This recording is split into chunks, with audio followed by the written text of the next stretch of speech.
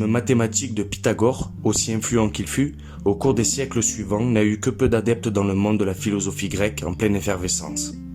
De nombreux penseurs de cette époque estimaient qu'au-delà du monde que nous observons, se trouvait une source unique de laquelle découlait tout ce qui existe.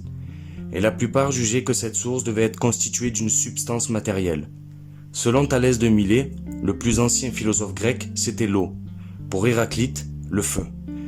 D'autres opinions encore se rencontraient. Empédocle, qui synthétisa pour longtemps toutes ses croyances, était né dans la colonie grecque d'Agriganté en Sicile. Il participa activement au tumulte politique de sa ville natale, fut exilé en Grèce et se serait suicidé en se jetant dans le cratère du Vésuve.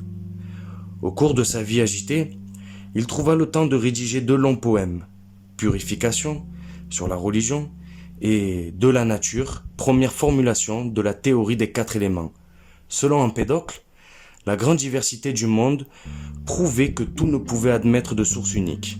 Il fallait plutôt envisager, selon lui, 4 substances, le feu, l'air, l'eau et la terre, formant toutes choses en se combinant et se séparant.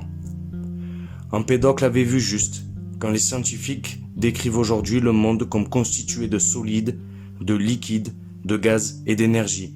Ils emploient la classification d'Empédocle en changeant seulement les noms. C'est dans la tradition émergente de l'occultisme occidental que la théorie d'Empédocle trouva sa demeure.